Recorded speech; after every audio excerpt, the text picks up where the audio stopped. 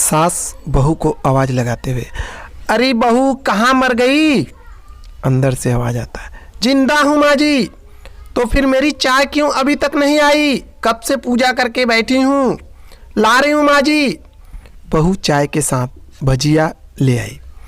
सास ने कहा, अरे तेल खिलाकर मारेगी क्या? बहू ने कहा, ठीक है माँ जी, ले जाती हूँ। सास ने कहा, रहन दे, अब बना दिया तो खा ही लेती हूँ। सास ने भजिया उठाई और कहा, अरे कितनी गंदी भजिया बनाई है तुमने। बहू, माँ जी मुझे कपड़े भी धोने, मैं जाती हूँ। बहू दरवाजे के पास छिपकर खड़ी हो गई। सास भजिया पर टूट पड़ी और पूरी भजिया खत्म कर दी। बहू मुस्कुराई और काम पर लग गई। दोपहर के खाने का वक्त हुआ।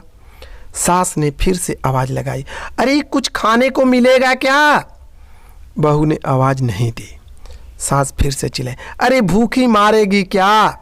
बहू सामने आई और खिचड़ी रख दी। सास गुस्से से, अरे ये क्या, मुझे इसे नहीं खाना है, इसे ले जाओ।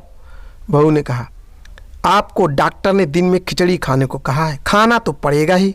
सास मुंह बना, हाँ तू ही मेरी माँ बन जा। बहू फिर से मुस्कुराई और चली गई। आज इनके घर पूजा थी। बहू सुबह 4 बजे उठ गई।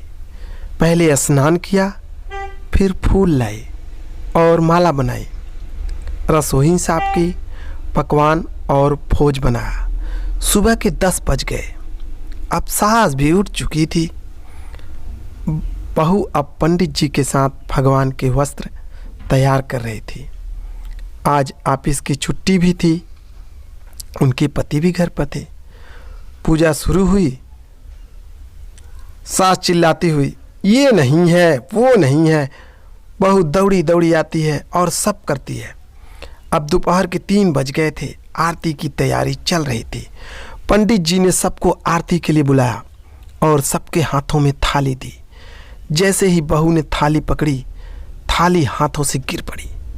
शायद भोज बनाते हुए बहू के हाथों में तेल लग गया था, जिसे वो पोंछना भूल गई थी जल्दी जल्दी में। सारे लोग तरह तरह की बातें करने लगे। अरे कैसी बहू है, कुछ नहीं आता, एक काम भी ठीक से नहीं कर सकती, ना जाने कैसी बहू उठा लाए, एक आरती की थाली भी संभाल नहीं सकती। उसके पति भी गुस्सा हो गए, पर सास चुप रही, कुछ नहीं कहा। बस यही बोला कि सब सीख जाएगी धीरे धीरे। अब सबको खाना परोसा जाने लगा। बहू दौड़ के खाना देती, फिर पानी लाती। करीब 70 से 80 लोग हो गए थे। इधर 2 नौकर और बहू अकेली, फिर भी वहाँ सारा काम बहुत अच्छे तरीके से करती। अब उसकी सास और कुछ आस पड़ोस के लोग खाने पर बैठे। बहू ने खाना परोसना शुरू किया। सबको खाना दे दिया गया। जैसे ही पहला निवाला सास ने खाया, तुमने नमक ठीक से नहीं डाला क्या? एक काम ठीक से नहीं करती, पता नहीं मेरे बाद ये घर कैसे संभालेगी। आस पड़ोस वालों को तो जानते हो, बस एक बहाना ढूंढते हैं नुक्स निकालने को। फिर वो सब शुरू हो गए, ऐसा खाना है, ऐसी बहू है, ये है, वगैरह वगैरह। दिन का खाना तो हो चुका था। अब बहू बर्तन साफ करने नौकर के साथ लग गई। रात में जगराता का कार्यक्रम रखा गया था। बहू ने भी 1-2 गीत गाने के लिए स्टेज पर चढ़ी। सास जोर से चिल्लाई, अरे मेरी नाक मत कटा देना, गाना नहीं आता तो मत गा, वापस आ जा। बहू मुस्कुराई और गाने लगी। सब ने उसके गाने की खूब तारीफ की, पर सास मुंह फुलाए हुए बोली, अरे इससे अच्छा तो मैं गाती थी जवानी में, तुझे तो कुछ भी नहीं आता। बहू मुस्कुराई और चली गई। अब रात का खाना खिलाया जा रहा था। उसके पति के ऑफिस के कुछ दोस्त साइड में ही ड्रिंक करने लगे। उसका पति चिल्लाता, अरे थोड़ा बर्फ लाओ, तो सास इधर चिल्लाती, अरे यहाँ दाल नहीं है।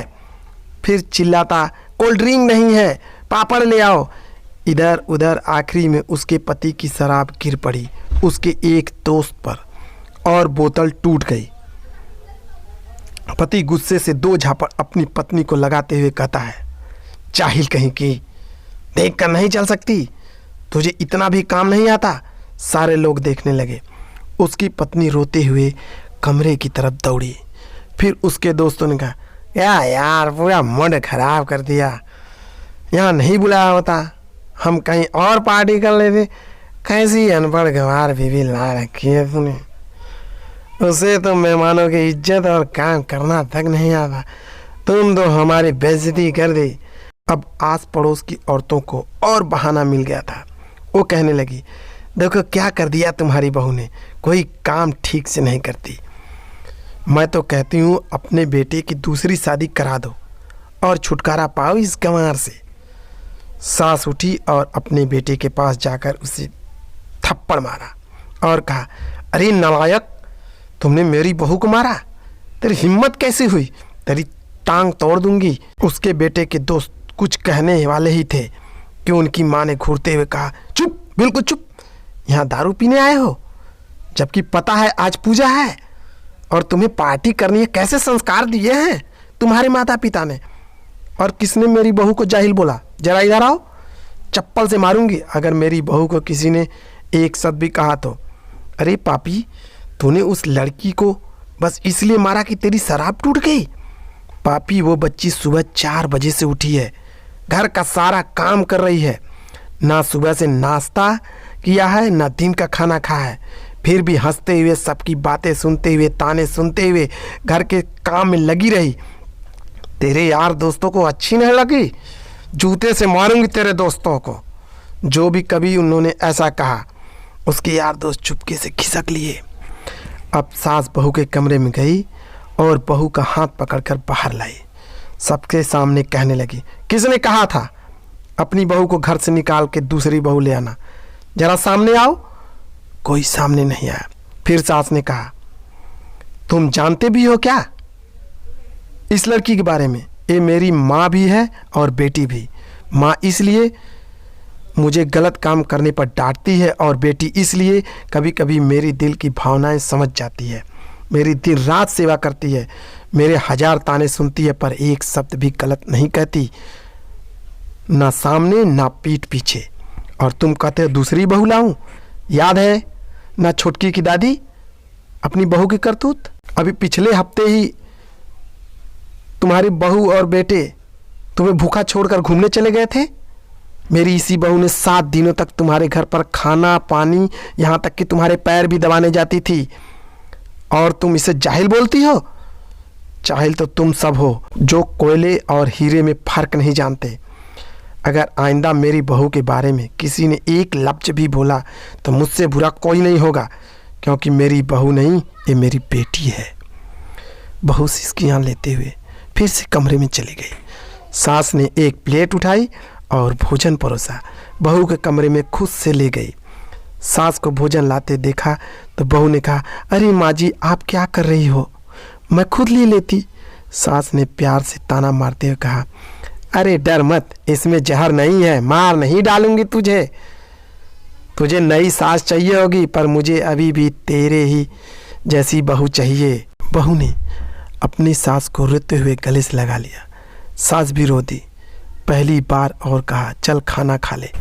फिर मजाक करते हुए कहा, फिर मेरे पैर दबाने चले आना और एक ख्याल मन में मत लाना कि सास पैर बोलती है तो किसी दिन इसका गला दबा दूंगी, क्योंकि कभी मैं भी यही सोचती थी। दोनों खूब हंसने लगी।